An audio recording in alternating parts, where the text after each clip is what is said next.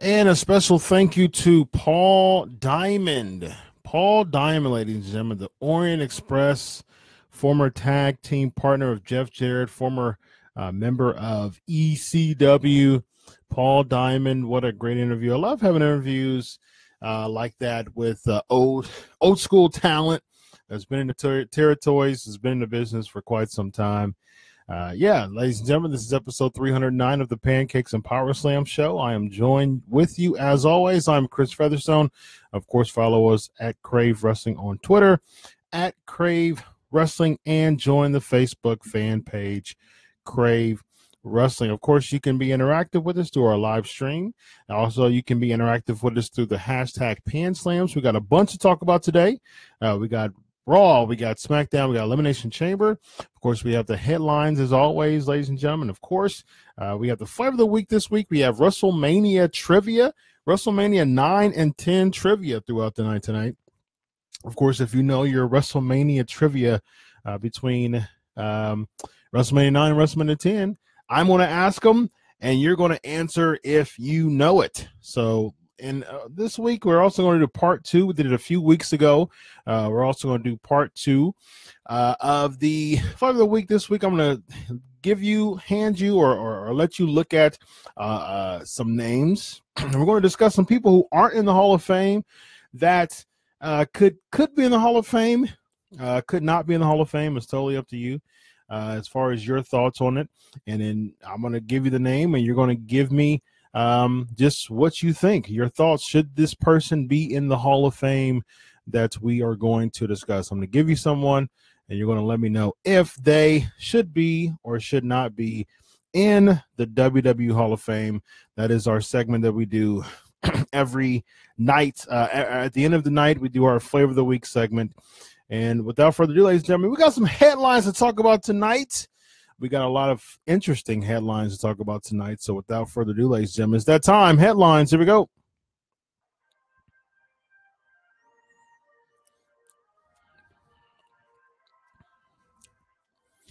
Let's talk about some Bray Wyatt, ladies and gentlemen. Bray Wyatt. I'm not going to go too far into just his personal life. I'm gonna discuss what's been reported. What's been reported is, so allegedly Bray Wyatt is he's using some of his money. He's using some of his child support money. Reportedly, Wyatt Mikey. Robert, I'll be giving you a list of names at the end of the show. You'll let me know if they should be in the Hall of Fame or not. But yeah, we're talking about Bray Wyatt. So reportedly, Bray Wyatt, he was supposed to spend about almost $15,000 a month in child support, and reportedly, he's given some of that money to JoJo. So for those who aren't aware, JoJo, Bray Wyatt was married, has 2 kids with his wife Samantha, his estranged wife Samantha. Now, apparently they've split, and they are on odds. And Samantha decided to be a homemaker when Bray Wyatt started to have a successful career as a professional wrestler. So with that, since they're at odds, and since they're not okay, since they're very at odds with each other, now they split because Samantha found out that Bray was cheating on her with JoJo from the WWE, who was in a heavy relationship with her, who was in a heavy relationship herself with I forgot his name. I think Vader's son. I don't remember his name, but they were in a pretty heavy relationship for a while. So apparently they broke up, and so now JoJo is dating Bray Wyatt, and Bray Wyatt is showering her with gifts, some bikini wear. Jake Carter is his name. So yeah, got a question here. How do they know the money was supposed to be for child support? Well, it's supposed to be for spousal support. It wasn't supposed to be for child support. It's supposed to be for spousal support, which is different than child support. So basically that's what it is. It's spousal support, and it was supposed to be I think they were supposed to be like $50,000 up front. Almost, it was 14,000 and some change. Now they, and out of the almost 15,000 a month, Bray is supposed to be paying Samantha. Reportedly, he's only paying Samantha about $6,000 a month, which is 2.5 times, about 2.5 times less than what he's supposed to be paying Bray Wyatt. So yeah, it's quite ugly. It's not okay. It's not fun. It's a really tough position to be in that in that type of scenario. And my hope is that even if they're not together anymore, even if it don't work out, I just hope and pray that they get it all taken care of, because the kids is what matters. You want to do your own thing and whatever. I have my own beliefs about that. But if you want to make it ugly, don't make it ugly for the kids. So that's the most important thing out of all of this. And so does Bray Wyatt want to remain JoJo's sugar daddy in a sense? Perhaps, maybe not. I don't know how long this will last. I don't know how long this will be a thing between. I mean, there's all types of flares. There's flings when it comes to the professional wrestling business as far as relationships are concerned. So I'm not sure. We just saw one with Alberto El Patron and Paige. There's all types of, there's flings all the time in the professional wrestling business. So will Bray Wyatt and JoJo last? Who knows? I would imagine that they want to be serious with each other. Bray Wyatt is so serious about being with JoJo, apparently, that he's willing to pay, he was ordered to pay almost $15,000, and he is paying him about reportedly about $6,000 a month. So JoJo better be the best girlfriend or the best relationship that he could possibly ever have, because it's costly. It's a lot of money dating JoJo right now, and Bray Wyatt's apparently he is enjoying being with JoJo, or at least showering her with gifts. So Samantha doesn't like it. She's not a fan of it. She's hoping that she gets her money. She decided, her on her end, she's saying, "Hey, I made the decision to be a homemaker. I made a decision to stop my professional endeavors to stay at home, raise the kids while you pursue your dreams." She has a point to an extent. I mean, that's it. I got 3 kids. I have a wife and 3 kids, and it is not easy to take care of, to be a home mom. My wife, my wife, she works a part-time job, but she stays at home a chunk of the time, and it is not an easy task to do that. Martin's asking, who do I want in the WWE Hall of Fame? So I've got a list of names here, and we're going to talk about that at the end of the show. Who do you want in the WWE Hall of Fame? Who do I want in the WWE Hall of Fame? Before we go into these questions at the end of the show, I'm going to answer that question, Martin. I want someone who's in the Hall of Fame who is not currently, who should be. I would say the British Bulldog. That would be someone who I think should be in the Hall of Fame who is currently not. Now does Davey Boy Smith? Yes, but does oh goodness. what is oh goodness Billington, Dynamite Kid. Dynamite Kid is the other British Bulldog. Does he deserve, should he be in the Hall of Fame? I don't know. The British Bulldogs as a tag team, do they go into the Hall of Fame? Should they be in the Hall of Fame? I don't think so. I don't as a tag team, I don't think so. As the British Bulldog, as a singles career, I say yes. I say emphatically yes. Bam Bam Bigelow, we got a comment here. Bam Bam Bigelow. Yes, absolutely. And I think that he's could go in. He's reportedly supposed to go in today. Not today, but this year. So I definitely think Bam Bam Bigelow would join Ted DiBiase as people in Coco Beware, as people who never won a official singles championship, but it will be in the Hall of Fame.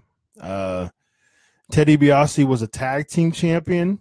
Coco Beware didn't win anything.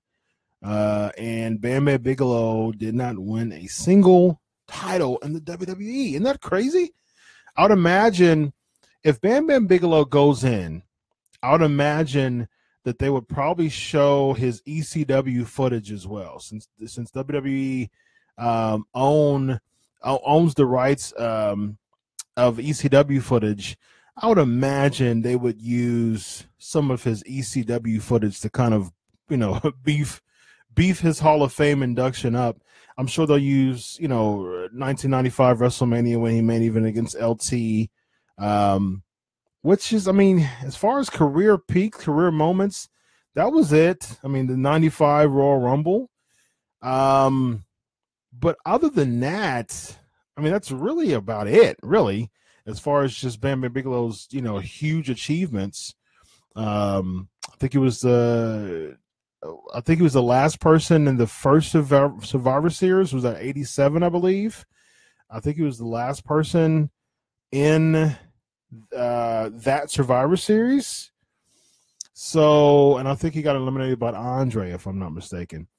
Christopher's asking Cyndi Lauper. Oh, absolutely. Absolutely, she should be in the Hall of Fame. As far as on the celebrity wing, they're talking about Kid Cash this year, which I'm okay with too. I'm okay with Kid Cash going in there too. The celebrity wing, it's so subjective in the first place. There's no real rhyme or reason with this celebrity wing. You can put anybody in there. I think Dick Ebersol. I think he should go. Why not? XFL. And what? It would be so funny if Dick Ebersol goes into the Hall of Fame in 2020 when the XFL resurrects. That would be very timely for Ebersol to be in the celebrity wing of the Hall of Fame. Chris Benoit. No, I think he's tarnished his career too much. I think that whole deal was just a bad call. Earl Hebner, absolutely. I think Earl Hebner should be in the Hall of Fame. Ted Turner, should he? No. I don't think he should be in the Hall of Fame. All right, next headline: Piledrivers and blood cannot be used for WrestleMania week. There was some Louisiana rules, regulations commission that we broke it. We reported it on Wrestling Inc. This should not be a big issue for WWE as far as just not being able to use Piledrivers or blood. They've banned this for quite some time during the PG era. There was a very crazy, unfortunate incident that happened, I think, within the past few years, because I don't think these restrictions were the same at WrestleMania 31. when it was in New Orleans before. I don't think these restrictions were the same, but it's not going to be a big deal. Kane does a pile driver. Of course, The Undertaker does a pile driver. I don't see Kane in some marquee match unless they do him and Braun Strowman. I don't see, if they do Taker Cena, we'll talk about SmackDown here a little bit and Raw as well. If they do Taker Cena, there's always the Hell's Gate, the Gogoplata submission that he uses. And there's also the Last Ride Powerbomb. He really doesn't use the Last Ride Powerbomb that much anymore, but the Gogoplata, the Hell's Gate, he's used that before. I think it was either Edge or Triple H that he used to beat at a WrestleMania. One of them he used to beat WrestleMania. I think it was either Edge or Triple H. Demolition, I'm seeing Glow Wrestling. Should it be a spot for Glow Wrestling? No, I don't think so. Although I'm a huge fan of Glow, big fan of Glow. I love their resurrection. I love what they did. Got a comment saying 27 Mania. Okay, so WrestleMania 27 is when he used Hell's Gate. I think was that against 27 was against Triple H, right? Because he did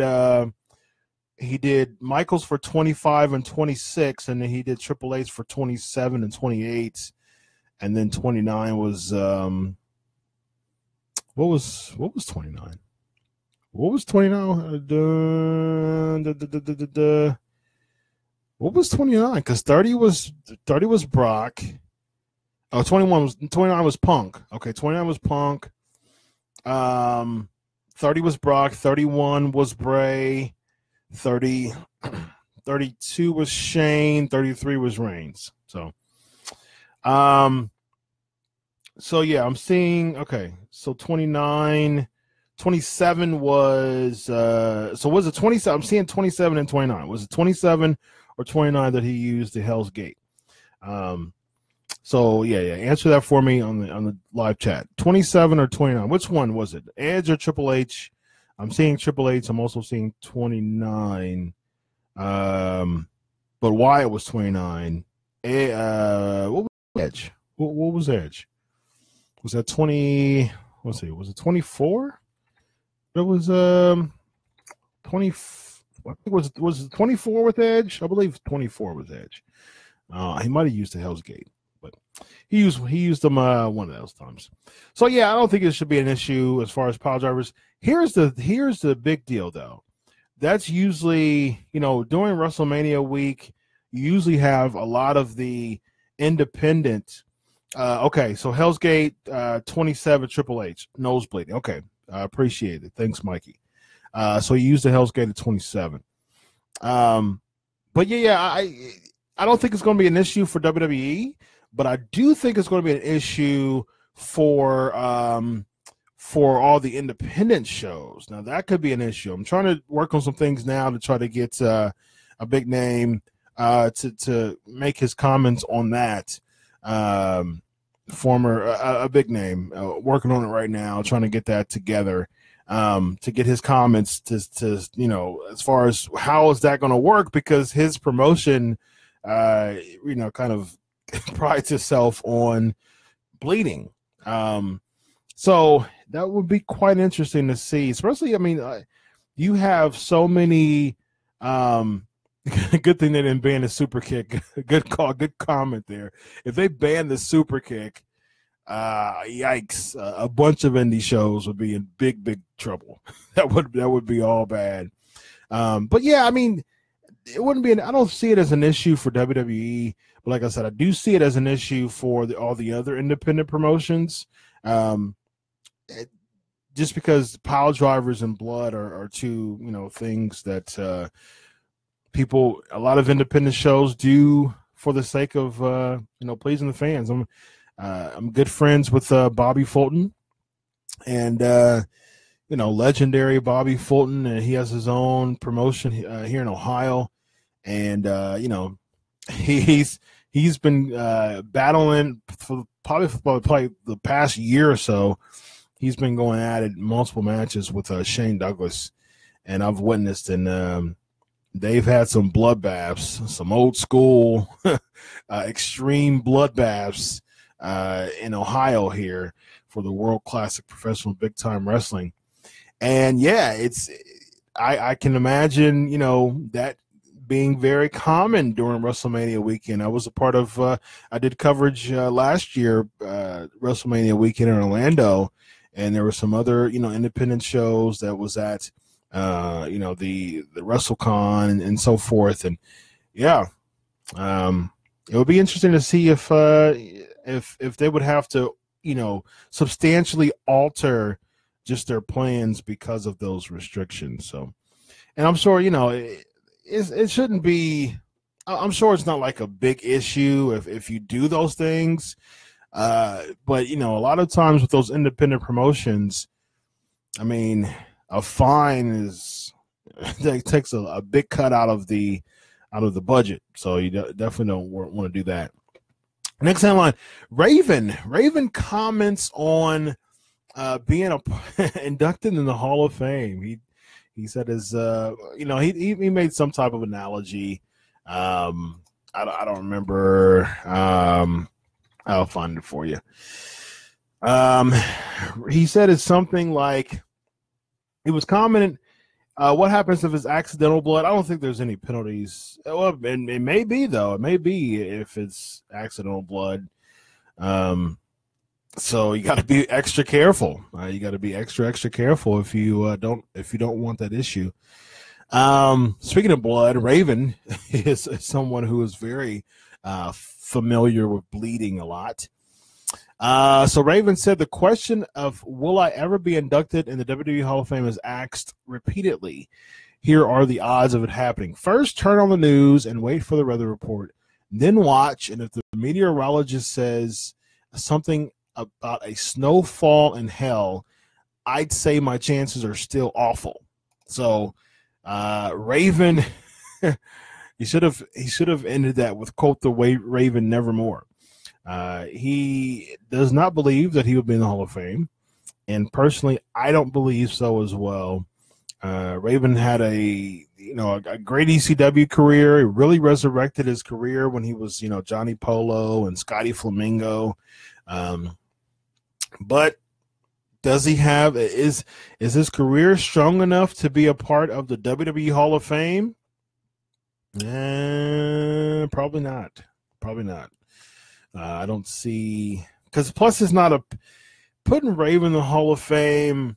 Like if you're going to be extreme, you have to be like legendary extreme. Like when they put Abdullah the Butcher in the Hall of Fame, that's because his name is so legendary over the past 40 50 years that his namesake was Hall of Fame worthy because of just everything that was a part of it. Got a comment here saying, I see the Sandman better chance as a ECW Hall of Fame than Raven. Sandman, Raven. Well, Sandman has the most ECW championship reigns, doesn't he? If I'm not mistaken, he has he's 5-time champion. I think he has the most reigns, if I'm not mistaken. Tommy Dreamer should be in the Hall of Fame. Now that's actually may work. I definitely think Dreamer has a Hall of Fame career because of his WWE, stint. His ECW plus WWE. Raven was in WWE for a little bit, but Dreamer was part of the WWE for a while. Then he was a part of the WWE's resurrected version of the ECW.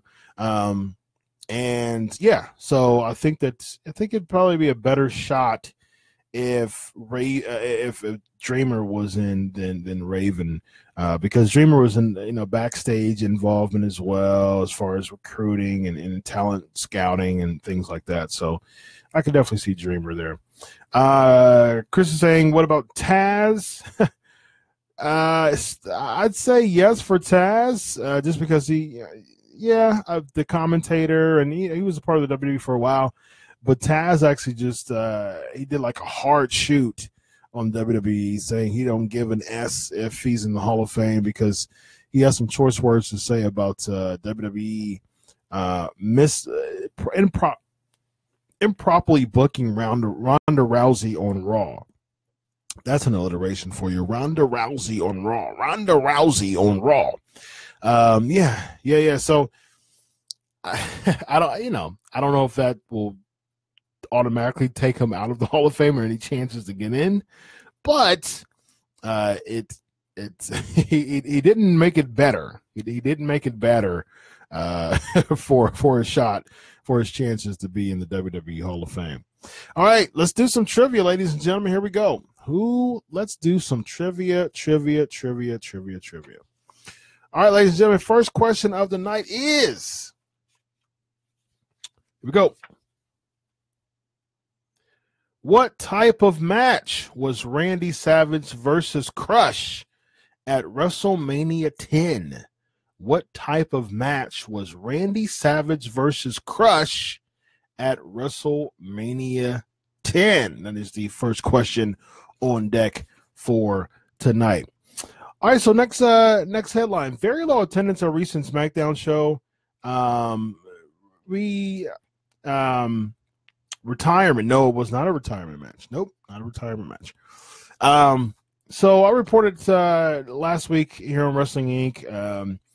And yeah. So there was a I don't remember, Wrestling News something daily. I don't remember who was the Lewis. Yes, correct.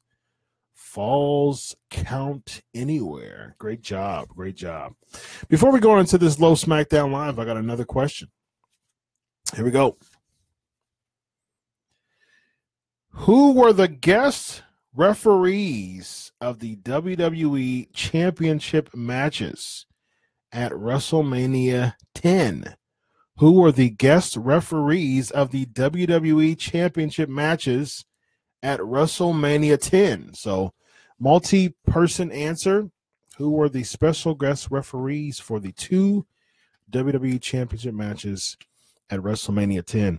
So yeah, SmackDown was good today. We'll talk about SmackDown a little bit more, but SmackDown last week was tough. I think it was in Phoenix. There was a photo that was taken on my show. I had someone on the live stream, so that they just came from the Phoenix show. So I got some reports, and yeah, I mean the building was quite bad. It was quite tough, and it was not. It was quite embarrassing. One half was very sparse. There was a huge section that was tarped off. So yeah, I mean, there were some comments of like it was the beginning of the show, blah blah blah. But the reports that I received of people going, they were saying that it was the whole show. There wasn't much growth from that picture on the show for the rest of the show. So I don't know if people just weren't interested because it was in Phoenix, the Raw before. Maybe I saw a picture of this week's SmackDown. It was much better. There was the upper section was tarped off, but it was a lot filled in, the lower bowls. Yeah. So it was quite embarrassing last year. Last week, I think the biggest thing was probably I think the fans probably didn't want to pay double for Raw and SmackDown. It seemed like they chose, if they wanted to go to Raw or if they wanted to go to SmackDown, people chose Raw.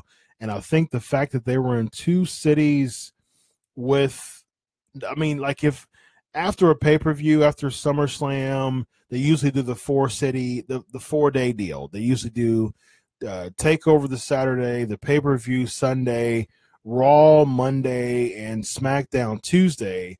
But like I said, they only usually do that with big pay-per-views like WrestleMania and SummerSlam. So, having it back-to-back in Phoenix, just a random week, not even a go-home show. What was the go-home? No, it wasn't the go-home show. Yeah, it was the go home show for SmackDown for Elimination Chamber, but Elimination Chamber was a Raw pay-per-view, so it wasn't even a go home show. Fastlane's not until 2 weeks from now. So yeah, it was really tough to see, and we're about to have this dual brand pay-per-view thing coming back. I really hope they don't end the split, because it would get back. I mean, it would ruin SmackDown if they do the split again. If they take the split away, it would ruin SmackDown, because before the split, it was really, really tough to watch SmackDown. SmackDown became like Raw light. It was just a bad continuation of feuds. I mean, people talk about seeing too much of people now. I mean, back then it was even worse, because you saw them on, a 3-hour show on Monday and a 2-hour show on Tuesday. So it was really overkill at that point. So keep the split. I mean, even if it's not working, keep the split. I mean, because you want to showcase some talent, and you don't want to overkill it. I got a question. Is ticket sales a big part of their budget? Yeah, I mean, there was an article I reported a while ago of George Barrios. He's the CFO, and he does like presentations, to gain sponsors, and he does like media like presentations and things like that. And he does like he does like updates of just like the financial piece. He was talking about just different factors and different elements of where their money is going and where they're coming. And ticket sales is, it is still a big deal. After Edge retired, a comment says, after Edge retired, I lost interest from SmackDown. What was it? 2011 when Edge retired? I think it was 2011. So that was the same year, because he beats Del Rio at WrestleMania. I would think it was it 2027 that he beat Del Rio. And then Christian beat Del Rio in the ladder match, I think like Extreme Rules, because Edge had to retire. I think it was 27. Let me know if I'm right or not. Might have been 28. No, because Del Rio won the Royal Rumble in 2011, because Sheamus won in 2012. So I believe it was 27. Here are the correct answers. Great job. We got a few. We got Lewis, and we also have Mikey answering the question correct. Yokozuna versus Lex Luger had Mr. Perfect. Bret Hart versus Yokozuna had Roddy Piper. Kurt Angle provided an injury on Jason Jordan at the Elimination Chamber, saying that he's going to come back immediately following. I agree with you. I missed the SmackDown 6. I agree with you. That was a really huge benefit in SmackDown around 2002, 3, 4. SmackDown 6 was huge. So Jason Jordan is not a part of this. He was not a part of SmackDown 6, but he's starting to become a huge heel. He's starting to become a big name. I think if they properly have used Jason Jordan to be this kind of smarky, entitled kind of heel, trying to pull on Angle. I think that could work. I think that there could be some interest in an Angle versus Jordan match, like a SummerSlam. Of course, it seems like they were going to do Jordan and Rollins, but I'm kind of glad they didn't do Jordan Rollins, because Jordan Rollins at Mania, I just don't see the intrigue. I don't think it'll be terrible, but I just I don't see the intrigue. I'm a much better advocate, a much better proponent of Seth Rollins pursuing the Intercontinental Championship than competing against Jason Jordan. But I will say this. When Jason Jordan comes back, I think that he has the potential to be the strongest heel on Raw, really the strongest heel in WWE. So I think that there's a really good chance that if used correctly, WWE has the ability to do some really, really good things with Jason Jordan as far as being one of the best heels. He's amazing in the ring. Character's bland, but I think with the kind of smarkiness that he has the potential of being an amazing strong heel. He already gets a ton of heat. He gets a ton of heat. So keeping that heat for Raw, keeping that heat would be good for Jordan. Who does he feud against? I would be okay with Seth Rollins winning the Intercontinental Championship and Rollins feuding against Jason Jordan after Mania. I'd be fine with that. I think that would be totally fine. And then you can actually branch it off to the club feuding against the Miztourage, Miz and the Miztourage. You can have a 6-man match, like at their next pay-per-view. I think Backlash it'll be a dual branded pay-per-view. So you can actually branch off 2 angles post-Mania. You can do Seth versus Jason Jordan for the Intercontinental Championship. You can do the club or the Balor Club versus Miz and the Miztourage in the 6-man. So branching off to multiple feuds is a good thing. And if Seth wins the Intercontinental Championship at WrestleMania, I think that will be a good deal. Next trivia question. Who did The Undertaker defeat at WrestleMania 9? Who did The Undertaker defeat at WrestleMania 9? All right, ladies and gentlemen, let's get to the Raw and SmackDown review. I'd love your thoughts on the Raw and SmackDown review. We will be right back to talk about them. We'll be right back.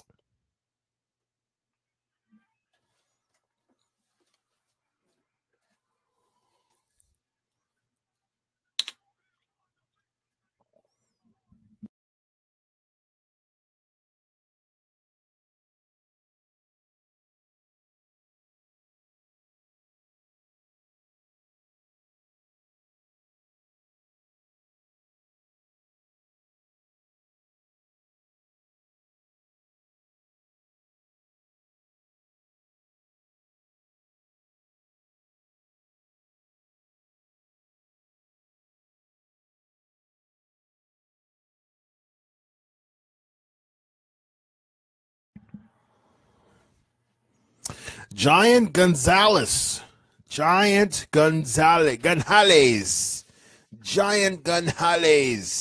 the correct answer. Real quick,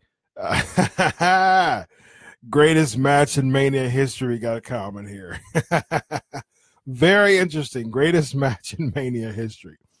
Yeah. I mean, I think it's up there. Or not. No, I don't think it's up there. Not even close. All right, so what do y'all think of your thoughts on Raw? Share your thoughts on Raw. What do you feel was the best part? What was the worst part? We had Alexa Bliss doing an in-ring promo with Mickie James. Somehow Mickie James became a heel again. That was weird. No rhyme or reason to it at all. Just, I'm going to be a heel again. And this is what I was thinking with Mickie James when I was watching Raw. I said, compared to the Women's Royal Rumble, you had names such as like Kelly, who was definitely, respect to Kelly, but not even close to a legend. Not a legend in any stretch of that word. Someone like a Michelle McCool, really, amazing hand, could argue to be in the Hall of Fame. But legend, I think that's a stretch. You had, people like Tori Wilson, who, her time in WCW and WWE, she was good, rest in peace to Al Wilson. She was good. She was a good hand for WWE. She was a good name while she was there. Wasn't really a wrestler at all. Wasn't any type of championship quality or material. Legend? No, I wouldn't call Tori Wilson a legend. So it's like I was looking at those names, and I was like, this is crazy because Mickie James is still a part of the Raw roster. I'm glad that she's getting that Raw paycheck, the WWE paycheck. That's great. However, it's like, man, I think that this may be tarnishing her career just from a legendary Hall of Fame standpoint. Because here's the thing. I was thinking during that segment when she was just standing there and then she became heel just because Alexa Bliss was just talking and then she was with her as her BFF again and she started attacking who was it, Bailey or Sasha or one of them or Asuka. When it came to the ring, Asuka, and I'm like, this is terrible because a legend, a 6-time women's champion, Mickie James, is at the point where she just kind of, without rhyme or reason, I'm a heel again. And it was just really, really weird to me. It was really, really odd. Very, very odd to me. And so I was like, man, you know what? The crazy part is, if she would retire right now, like if there was an announcement that said Mickie James has decided to retire, that was released tomorrow, she would have the credentials to go into this year's Hall of Fame. And I was thinking that. I said, Mickie James could retire right now and go in the WWE Hall of Fame this year. That's how much of a legendary Hall of Fame credentialed status that she has. But it's kind of like, I think she's at the point of kind of like overstaying her welcome. And it's tough to say that with, someone who's getting good money, paying bills. She has a kid. But it's like, can she be a trainer? Can she make a lot of money being a trainer or something like that? Kind of being in the business from a backstage perspective, because Mickie James as a name right now is just forgettable, and she doesn't deserve that. But she's in a position at this point where there's nothing. I mean, there's nothing. I mean, the times where she was feuding with Alexa Bliss, for the Raw Women's Championship, I liked them. There were some times when people felt that she could have won the championship, but at the same time, it's like, what now? I mean, what now? I don't see anything. Got a question that Mickie can still go. She's being booked poorly. Here's the thing. Mickie James can still go. She's still very good in the ring. I mean, she's not old, right? I mean, she's, 38? So, you still got some time. Still got a few years left. But it's like, man, I just don't see I don't see it anymore with Mickie James as far as just how she's being booked. In the ring, she's really good still. Veteran in the ring, but just the way WWE's booking Mickie James is not good. Real quick, snapshot thoughts on Elimination Chamber. I was okay. I think it was a good thing that Alexa Bliss won. Women's Chamber was a really good match. I liked the pacing of it. Sheamus Cesaro against Titus Apollo, decent match, but whoever thinks that they're gonna, Titus and Apollo is gonna win the match? I call them the new TNA, Titus and Apollo. Asuka and Nia Jax was decent. They've had better matches. I think they're kind of doing overkill because they're going against each other next week on Raw. Like, what? Why in the world are they doing? And real quick, they were plugging. I was watching Mixed Match Challenge, and they were plugging Asuka's streak being over on the tag match, which is not true. Like, you can't do that. Like, first of all, it's two things. First of all, you're not going to have Asuka lose in a tag match, lose her streak in the Mixed Match Challenge. So basically, you just tipped your hand on who's going to win the whole thing, because of course you're not going to have Asuka lose or end her streak in the Mixed Match Challenge. If you're doing this whole, you don't want to lose her streak is being jeopardized in a tag match. If that's the case, she lost a while ago. I know she teamed up with was it like Ember Moon or something like that she lost. They lost. I mean, they lost the match, and then they start saying that she has been unpinned, unsubmitted as a singles wrestler. But it was a tag match that they lost. I'm trying to figure out where it is. That it was sometime last year. It was sometime last year where she was a part of a tag team match that they lost the match. I'll find it as far as just what it was, but it wasn't. I was thinking in my head, like, you can't just do the whole. Okay, here it is. Lana and Nia Jax lost against Asuka and Daria Berenato, which is Sonya Deville, Daria. That was in May 27, 2016, but I think there was an NXT one too. Yeah, so some more ones. 2016 March, some house shows when Bayley was champ. Some more women's championship matches, house shows. Okay, so Battle Royal when Carmella won, she lost that one.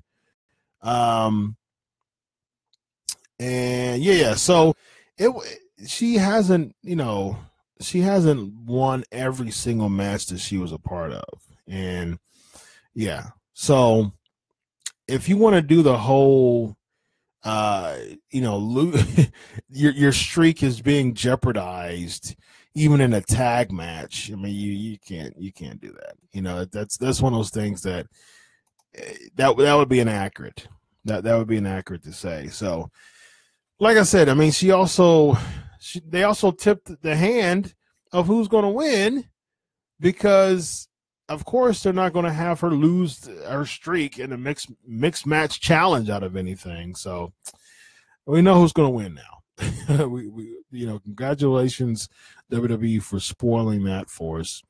But yeah, I was just thinking about that during the whole mixed match challenge thing. But I think it is overkill. With her and Nia Jax. I don't see the point of that. And just I was very upset when they had Nia Jax destroy Asuka after Asuka won that match. That was absolutely terrible.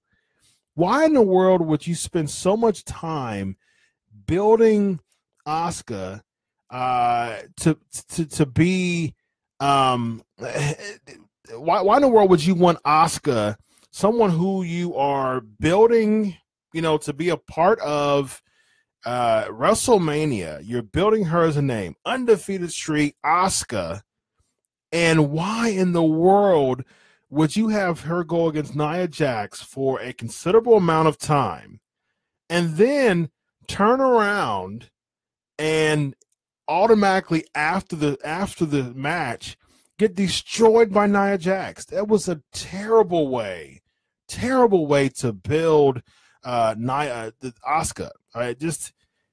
It was very, very poor booking with that segment there. Matt Hardy and Bray Wyatt. I predicted Matt Hardy to win just because Bray Wyatt beat him at the Raw 25 and beat him. I think it was another Raw as well that he beat him. So it was Matt Hardy's time to win. I definitely think this is going to be carried over to WrestleMania. They'll do some type of gimmick match. I hope it's not as bad as the House of Horrors with Randy Orton. It just seems like with Bray Wyatt at this point, his career is so stagnant that it's so sad and it's so stagnant that it seems like everything leads to some type of gimmick match with Bray Wyatt. It's like, hey, so I'm going to do Orton because, okay, so let's think about it. When he went against Randy Orton, they did their House of Hardcore, House of Horrors, and they did their gimmicked match at WrestleMania with all the worms and the roaches and all the maggots and whatever. And you had Kane. I think that was like an Inferno match that they did with that. That was gimmicked.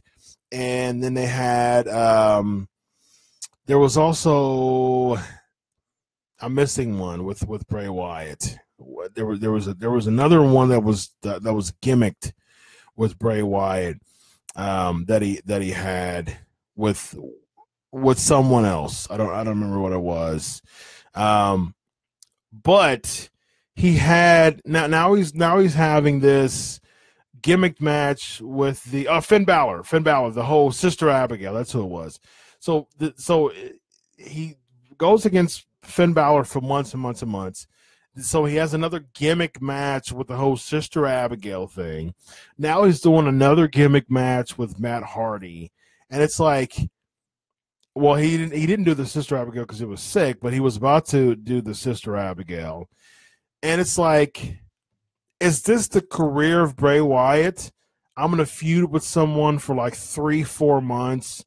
I'm gonna end it with some type of gimmick match. I'm not gonna get anything from it.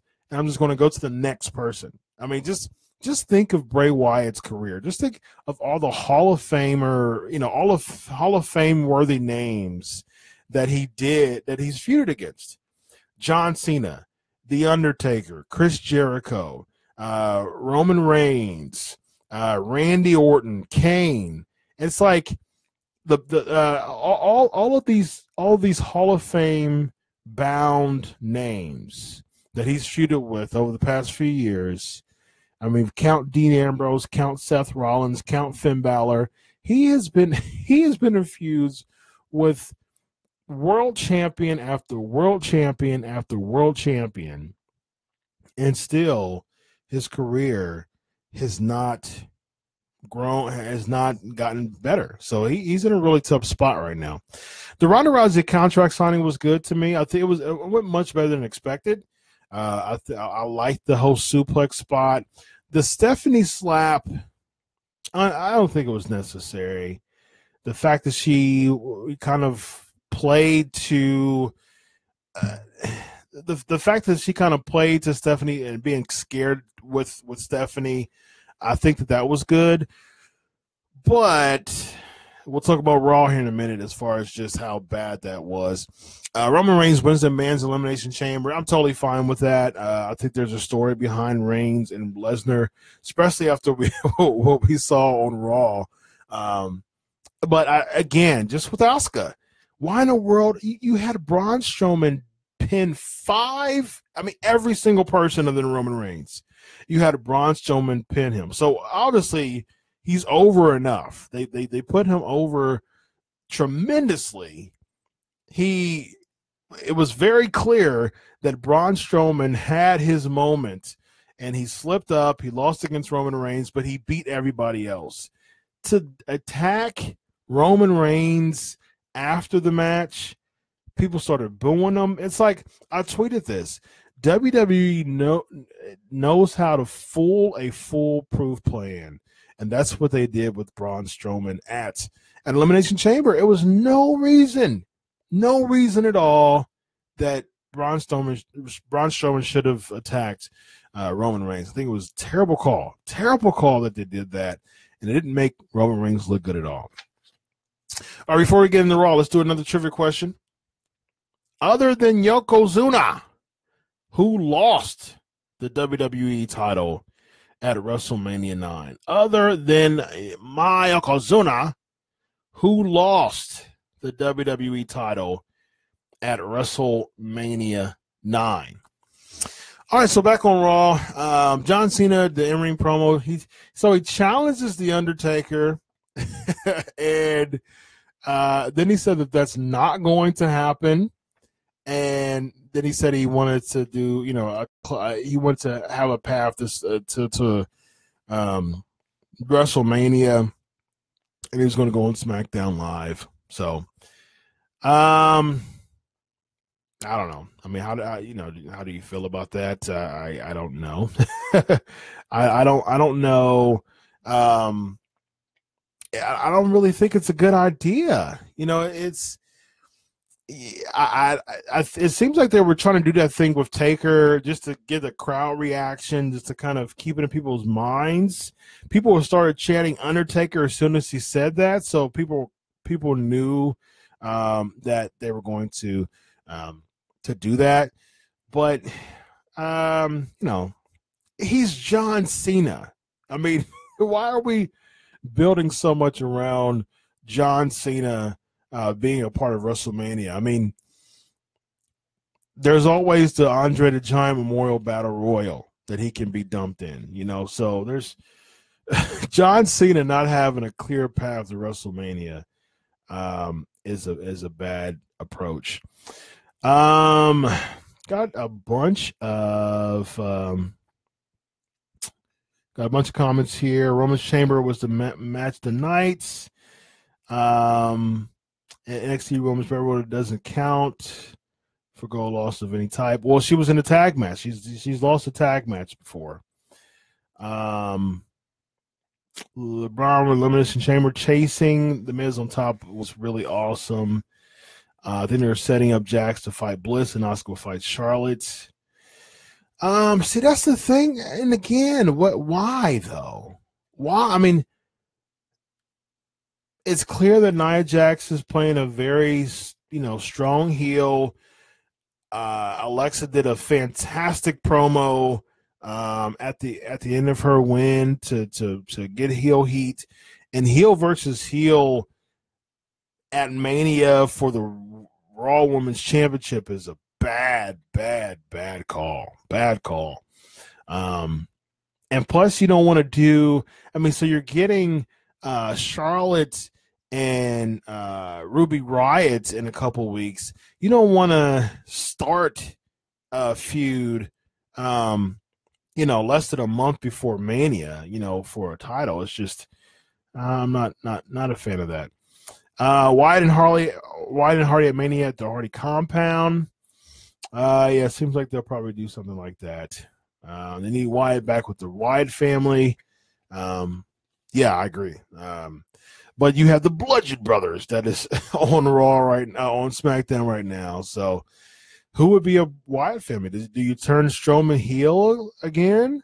I think I've been saying this for a long time. I think Bray Wyatt should be a babyface. But what do they do? See, here would be something though that I think that would be interesting. Right now, they have no one in the tag team championship scene right now. I think it would be very, very interesting to turn Bray Wyatt face, team with Braun Strowman. They team and go against the Bar for the tag team championship. I think that would be interesting because you can always turn that into Bray Wyatt doing all that and getting on the people's side just to, at the end, try to lure Braun Strowman back into the dark side, back into the darkness. You can always do something like that. So you can have a Bray Wyatt versus Braun Strowman match down the line. because it was all a ruse. Bray Wyatt was trying to get Braun Strowman and lure him back and into the family. So you could do something like that. I mean, it'll be much more intriguing than anything Wyatt's doing nowadays anyway. So great job, all the people who got the right answer. Bret Hart is the answer. Great job. It is Bret Hart. Next question of the night. Here we go. What were the two matches which Hulk Hogan was a part of at WrestleMania 9? What were the two matches which Hulk Hogan was a part of at WrestleMania 9? So let's go into so Ryan defeating Slater and Rhino, whatever. Poor Rhino, though. I mean, Rhino should be in a better spot than what he is now. I think so. At least on NXT. I mean, when he was on NXT, he was a much better spot, as far as just meaning something. Now he's just kind of lost in the shuffle. I think that he should be. I think Rhino should go back to NXT. He could be the man in NXT. Just imagine like a Rhino versus Lars Sullivan. Rhino versus Killian Dane. Those would be really interesting. I mean, I think the Rhino would be in some really good spots. There's a bunch of matches that could be set up for him. Rhino versus Ono. So I think there would be some good matches set up for him. Right now, he's just, he's just there. So they set up the whole Finn Balor and Reigns beat Miz, and then Club, Miz Farage, then Balor beats Miz. I like this. I think that's my pick would have been, I think they should have done a ladder match, because they were starting to do the ladder matches for a couple of years, kind of be a tradition for WrestleMania to put some top names, mid-card, upper mid-card names in good spots. I think that they should have done a ladder match this year as well, because you got a bunch of names who could be utilized in good ways. I mean, there's nothing with Braun Strowman right now, so you could have had Strowman, Elias, Finn, Rollins, Miz, and somebody else, maybe. So 5, 6 or 7 people, maybe like an Apollo would have a good spot there. So you can have a 6 or 7 person ladder match. And why not? Miz, there's a very, very, very high chance that Miz is going to lose the belt because Maurice is due within that area, within days before or during that area of WrestleMania. So, he'll probably be away for a little bit for his new baby. So there's a really good chance that, he'll lose the match as far as at WrestleMania. So why not? I mean, are we going to see Braun Strowman and Elias? I like Elias. I like Braun Strowman. I think both of them are really, really two of the best, rising stars in the entire WWE right now. But if you give one person the rub, does it hurt the other person? If Elias loses, I don't think that's going to really hurt Elias. But I don't know if Strowman versus Elias has that WrestleMania feel to it. Now, granted, it would be huge for Elias. That would be huge for Elias. That he's getting a big WrestleMania spot, a marquee match. It's not a part of a multi-person, just kind of throwaway match. I think that would be huge. I mean, if I'm Elias, I'm like, bring it on. Give me Braun Strowman. I'm all for it. But, from a fan's perspective, does Braun Strowman and Elias have a marquee mania feel to it? I don't think so. I wouldn't be totally opposed or against it happening. I wouldn't be totally against it happening. However, I don't think it really has that WrestleMania feel to it. I do think both of them should be in a multi-person match for the Intercontinental Championship. I think that would be better. It doesn't seem like they're going to do Strowman and Rousey, which it was a better spot for Strowman, but to me that was still a bit odd. I know that he still has some history with Triple H from Survivor Series, but it was still kind of odd to see Strowman and Rousey together because Strowman is so big. You know, you don't want to dwarf Ronda Rousey, you know, too much because Taz was actually shooting on that because Stephanie McMahon was doing that.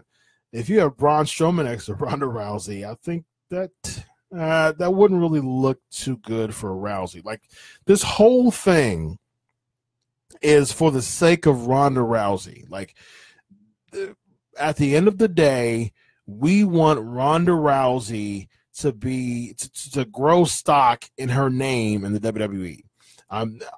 Everybody else are utility players. They're a supporting cast to Ronda Rousey having a bigger, better, having the spotlight of this match. This is for Ronda Rousey. So who do you bring in as a good supporting cast to make this work? They feel that Kurt Angle is good enough. Seemingly, they feel that Kurt Angle is good enough at this point.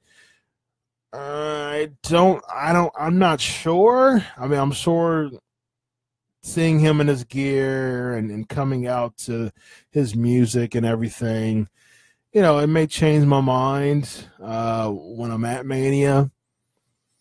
But I don't know. I mean, of course, The Rock probably won't do it because of his schedule. I've said this for weeks. I think Bobby Lashley should be the guy. I think they should pick Bobby Lashley. You know, he's reportedly agreed to terms with WWE. He can appear anytime. You know, of course, the Raw after Mania is usually a good time to make stuff like that happen. But I think, you know, I would be a fan if they put Bobby Lashley as as Ronda Rousey's partner. They both for MMA background. It's a good way to bring in Lashley without having. See, here's how I would do it. So Kurt Angle could say you sucker punch me. You know, I'm not available I'm not able to wrestle. Blah blah blah. But I do have someone who can fill my role. I do have someone who's ready and primed and willing to defeat. You know, the authority, the Triple H, McMahon. You guys are you guys are abusing your power.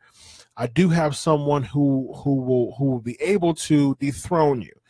So out comes Bobby Lashley, and Lashley teams up with Rousey to go against Triple H and Stephanie at WrestleMania. And then what you can do is this. After WrestleMania, leading into SummerSlam, and if Lesnar does not re-sign, you can still have this work and lead it to someone else. But if Lesnar does re-sign, I think you can set this up even better. So basically, Rousey can turn on Lashley and side with Heyman. And so basically that can lead up to Lashley versus Brock Lesnar at SummerSlam. So I think Lashley being the pick would be a much better than Strowman or Kurt Angle. Someone's saying, can you really feel sorry for Cena? No. Wise versus Sandy after WrestleMania. Okay, we'll see. Great job. Great job. Here's the correct answer. Very, very good. Mega Maniacs with Brutus Beefcake versus Money Inc.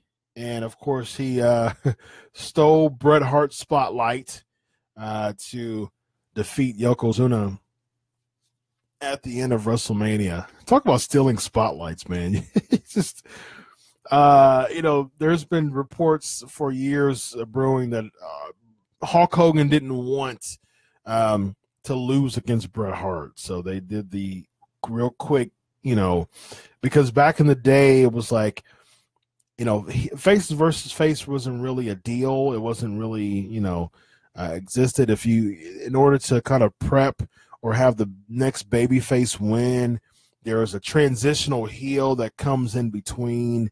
We saw that with Billy. We saw that with Superstar Graham. We saw that with Ivan Koloff.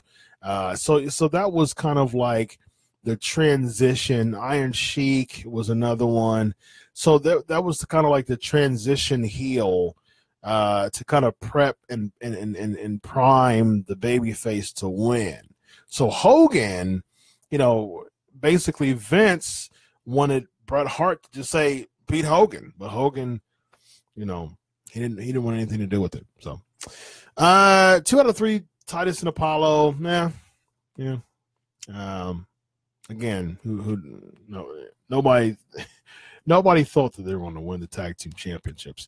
And then, like we talked at the end, we talked as far as the Triple H and Stephanie McMahon. As far as SmackDown, I really liked the Usos and New Day part. I like Big E kind of coming out of his shell, kind of being a little bit more serious. I like the New Day's character and jovial. I love it. New Day is one of my favorites, but it was kind of cool to see, Big E show some mic skills. I think he did a fantastic job cutting that promo and being serious about it. And I usually am critical about the Usos promos, but I will say this: I do think that this one was good to me. I'm okay with this one. Ruby Riott just beating Naomi. I think it was a given. Just Naomi just losing like that, though, I'm not a big fan of. I like Ruby Riott, but the Riott Squad is just like, there's no connection that I have with the Riott Squad. Ruby Riott's a really good. She's good as a heel. I don't necessarily know. I haven't really connected to that yet, but I think a decent championship contender for a B pay-per-view. I'm not totally opposed to Riott being in the championship run against Charlotte. It's just this 6-woman stuff. It's not really making anyone look good outside of all of this. What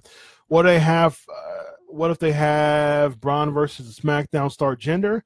That actually wouldn't be a bad idea. Someone saying Lashley versus McMahon again at Mania. Yeah, essentially. Yeah, because Lashley was it 23, I believe, the Battle of the Billionaires. And so, yeah, I mean, you can use that as well. That actually wouldn't be a bad idea if you did a Raw versus SmackDown. The only thing is I don't want to see like Kurt Angle and Shane feud and saying my brand is better. But if they don't do that, I definitely think that Braun versus Jinder, I'd be totally fine with that. I think that's actually a pretty good idea if they do a cross-brand type of deal between Braun and Jinder. So I would be very interested in that. Here's the next question. Who retained the WWE Women's Championship at WrestleMania 10?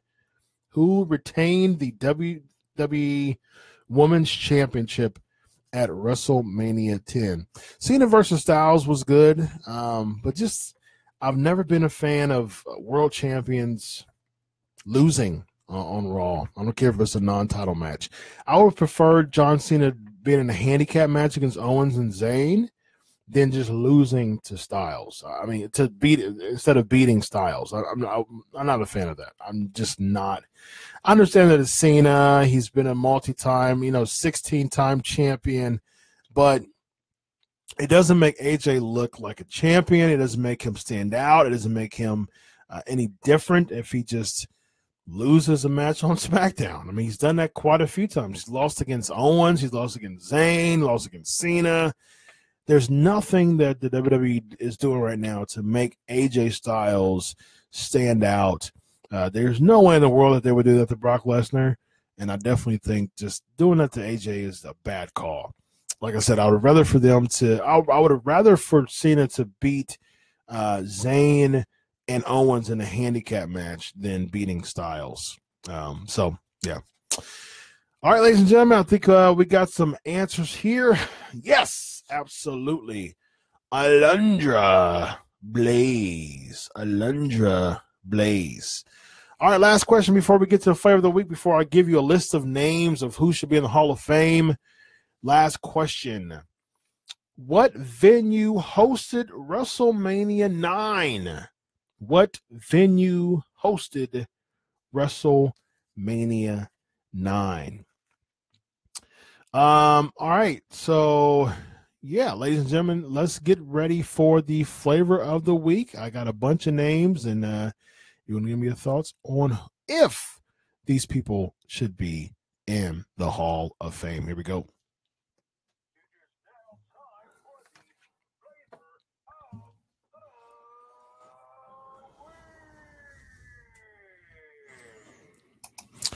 All right, here we go. So I got some, this is going to be pretty fun. I got a bunch of names for you.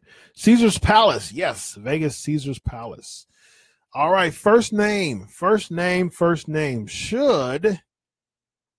Umaga be in the Hall of Fame? Should Umaga be in the Hall of Fame?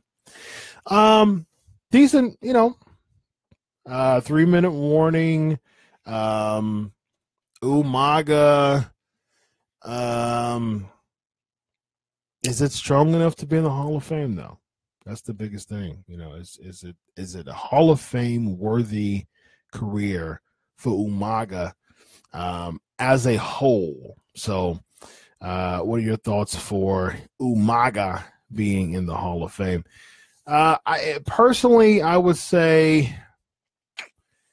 would say that he missed the cut, unfortunately. But I mean, then you have 3-minute warning though. But 3-minute warning wasn't strong enough as a tag team. Yeah, I think he barely misses the cut. I think he just barely misses the cut. Umaga. Yeah. Barely misses the cut. Only because of his family name is a comment that I see here. The Fatu family. So perhaps the Fatu family in the Hall of Fame. Yeah, but there's some Fatus that shouldn't be in the Hall of Fame. So yeah, I don't know. I think that he just maybe barely misses it as far as just being in the Hall of Fame. I wouldn't be opposed to him being in the Hall of Fame, but as far as a Hall of Fame career in WWE, I'm not confident on that. Next name, Bruce Pritchard. Do you believe that Bruce Pritchard should be in the Hall of Fame? Brother Love, I love you. Bruce Pritchard as Brother Love should be in the Hall of Fame. I say yes. I think Brother Love for late 80s, early 90s was a fantastic character. Managed The Undertaker for a hiccup. He actually, in an interview with Wrestling Inc., he actually explained the reason why he stopped managing The Undertaker, which is pretty interesting. I say yeah. Very hard to see if Bulldog is having a hard time getting in. As far as Umaga, yeah, I agree with you. I think that's a good idea. I think that's a good call. Bruce Pritchard. Should Bruce Pritchard be in the Hall of Fame? Brother Love, exactly, with all them rings, red face. Yeah, I agree. All right, a few more. Next person, Superstar Bill Dundee. I say without a doubt, yes. Without a doubt, yes for Bill Dundee. I think that he's had a fantastic career. I've had him on my show before. This guy has been wrestling for a long time. And if you want to bring AWA people, I think if you want to put in all these, if they start putting in bookers,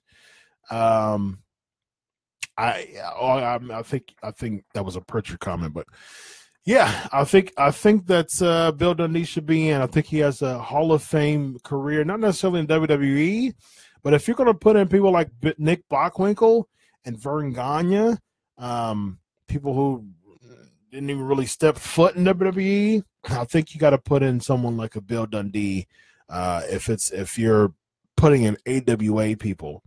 Someone's saying not enough name recognition. I beg to differ. I think Bill Dundee is a legend in the business, especially if you're putting, like I said, people like Blackwinkel. All right, a couple more. Dirty Dutch Mantell. Of course, we know him. His latest stint was Zeb Coulter, but again, Continental Mantell. Do you put Dutch Mantell in the Hall of Fame? I think he may just miss the cut. I think he may just miss the cut. I think he may just miss the cut. I think that he has a Hall of Fame worthy career, but as far as just someone saying no for Dutch, I think someone saying, especially if we're talking the old territories, yes, but. I don't think you really widen your credentials too much if you are talking about the Hall of Fame. So I think it's just a really slight no for Dutch Mantell. All right, last one for this week. Here we go. Lex Luger, ladies and gentlemen. Should Lex Luger be in the Hall of Fame? I think without a doubt, yes, Lex Luger should be in the Hall of Fame. He was one of the biggest names in WCW for a while. Former WCW champion. Didn't have too much of a successful WWE career, but he was in there. He won the Royal Rumble. He won a Royal Rumble. Cole won a Royal Rumble. Was featured at SummerSlam, was featured at WrestleMania. So also the live stream, the live chat agrees as well with a yes. So yes, I agree. Lex Luger should be in the WWE Hall of Fame. That is what I believe, and the live stream agrees with me. Ladies and gentlemen, it's been a pleasure. Episode 309. We had Paul Diamond in the beginning of the show. So for those who join us the live chat, that's after the interview. So go ahead and download the audio on iTunes or on Blog Talk Radio. Download that, and you will get to hear the interview. I have weekly interviews every week. This week was with Paul Diamond. Last week was with Shane Taylor from ROH, and the week before was with Colt Toombs and Brian Cage. Just every week I have an interview. Had one recently with Eric Bischoff. So if you download, for people listening on the live stream or an audio, download it. You'll get the interview at the beginning of the podcast, and then of course the video cast that will be starting to air on Wrestling Inc. as well. So stay tuned for that. Follow at Crave Wrestling on Twitter. Follow me at Chris Prolific. Ladies and gentlemen, 309 episodes of the Pancake and Powerslams show. It's been a pleasure. Thanks to Paul Diamond for the interview today. Thanks for everybody in the live stream. Great interaction. Thanks for joining us. Until next week, enjoy your week of wrestling. God bless, and have a good night. Goodbye.